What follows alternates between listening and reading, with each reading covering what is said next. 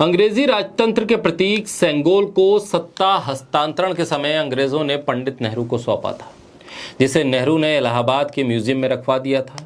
देश आज़ाद होकर गणतंत्र बन गया, राजतंत्र नहीं रहा, इसलिए इसे राजदंड का स्वतंत्र भारत में कोई औचित्य भी नहीं रहा। भारत का राज्य चिन्ह अशोक के स्तंभ से लिया गया है। इसमें 4 शेर हैं जो एक दूसरे से पीठ किए हुए हैं। फिर सेंगोल पर विचार कहाँ से आ गया, क्यों आ गया और इसे इस वक्त क्यों पर्दे के सामने लाया गया है? कितने प्रतीक चिन्ह होंगे इस देश के भीतर? सभी सुंदर होंगे और सबका अपना इतिहास होगा। तो क्या इस देश के लोकतंत्र में प्रतीक चिन्हों का मेला लगा देना चाहिए?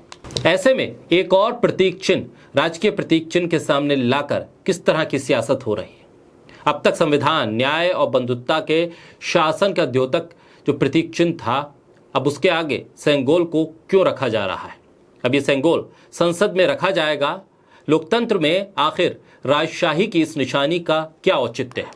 बोलते हिंदुस्तान पर मैं हूं आपके साथ मिर्जा शाकिर अली बेग। अशोक के स्तंभ के जगह पर सेंगोल क्यों? आखिर मगध सम्राट अशोक महान से इस तरह के अलगाव की वजह क्या है? राष्ट्रीय प्रतीक अशोक स्तंभ की जगह सेंगोल क्यों होता जा रहा है?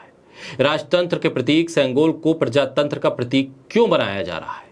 सत्ता हस्तांतरण के समय सेंगोल या राजदंड सौंपने की प्रथा थी, पर अब भारत में कौन सा सत्ता का हस्तांतरण हो रहा है?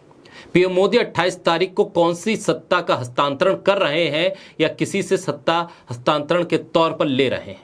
आखिर इस सेंगोल की जरूरत क्यों पड़ रही है? चोल काल में राजतंत्रात्मक व्यवस्था थी, विशुद्ध धर्म प्रधान शासन था, जबकि इसके 1000 साल से पहले मौर्य साम्राज्य में लोकतांत्रिक व्यवस्था रही है। अशोक ने अपने शासन में लोक कल्याण को शीर्ष पर रखा। उन्होंने धर्म और राजनीति को अलग करके देखा और कहा कि सारी प्रजा मेरी संतान है। यही वजह रही कि ऐसी कल्याणकारी शासन से प्रभावित होकर आजादी के बाद राज्य चिन्ह प्रतीक के तौर पर अशोक के स्तंभ से लिया गया। अब मौर्यकालीन चिन्ह मिटाने के लिए आखिर ये प्रक्रिया क्यों हो रही है? क्रोनोलॉजी को समझना होगा। लोकतंत्र और राजदंड के बीच की इस दूरी को मिटाया क्यों जा रहा है? आरएसएस के 100 साल 2025 में पूरे होने जा रहे हैं। आजादी के बाद मराठी ब्राह्मणों ने कहा कि सत्ता का ट्रांसफर उन्हें नहीं हुआ है, तो आजादी किस काम की और आजादी कैसी? 2014 में प्रधानमंत्री नरेंद्र मोदी देश के प्रधानमंत्री बने तो एक हिंदुत्ववादी चेहरे के तौर पर यह माना गया कि वो एक हिंदुत्व की शासन को आगे बढ़ाएंगे।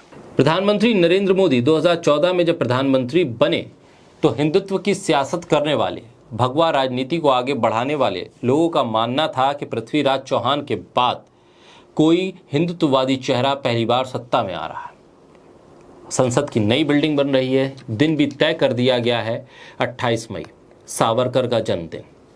तमाम कड़ियों को अगर जोड़ते चले जाएं तो फिर गांधी की हत्या के षड्यंत्र में शामिल सावरकर की भूमिका क्या रही, इसके बारे में काफ़ी कुछ लिखा जा चुका है, काफ़ी कुछ पढ़ा जा चुका है। आज़ादी के बाद गांधी के अनुयायियों को सत्ता मिली थी, यानी कि गांधी को मानने वालों को ये सत्ता मिली अंग्रेज़ों से। सत्ता हासिल की आज़ादी की लड़ाई लड़ने के बाद, और गांधी की हत्या इसी आज़ादी के बदले में हो गई। कहा यह गया कि गांधी जिस विचारधारा को लेकर आगे बढ़ रहे थे, सावरकर और गांधी की हत्या करने वाले लोग उस विचारधारा के खिलाफ थे। अब सत्ता जब गांधी के अनुयायियों के पास हो गई और फिर जब ये कहा जाने लगा कि इस देश में गांधी ही राष्ट्रपिता हैं, तब ऐसे में एक नया सत्ता परिवर्तन क्यों हो रहा है? आखिर प्रतीकों के सहारे ही गांधी को लेकर क्या एक नई रूपरेखा तैयार की जा रही है? गांधी की हत्या एक हिंदुत्ववादी संगठन के मानने वाले शख्स ने की, ये बात साफ है। जिस तरह से देश के भीतर के हालात हैं, जहां धार्मिक अनुष्ठान, रैलियों और जुलूसों में हथियारों को लहराया जा रहा है, दूसरे धर्म को लेकर आपत्तिजनक बयान दिए जा रहे हैं, देश का मीडिया स्टूडियो में बैठकर धर्म के आधार पर ही चर्चा कर रहा है और एक धर्म को टारगेट कर रहा है। इस सब चीज़ों को अगर देखते जाएं तो फिर हिंदू राष्ट्र की मांग भी उठ रही है। नई संसद का उद्घाटन प्रधानमंत्री करेंगे और फिर इस उद्घाटन के साथ किन किन प्रतीकों का सहारा लिया जा रहा है, ये भी समझना होगा। लोकसभा के स्पीकर की कुर्सी के बगल में सेंगोल को रखा जाएगा। संसद में जनता के चुने हुए प्रतिनिधि बैठेंगे, लेकिन सामने होगा राजदंड।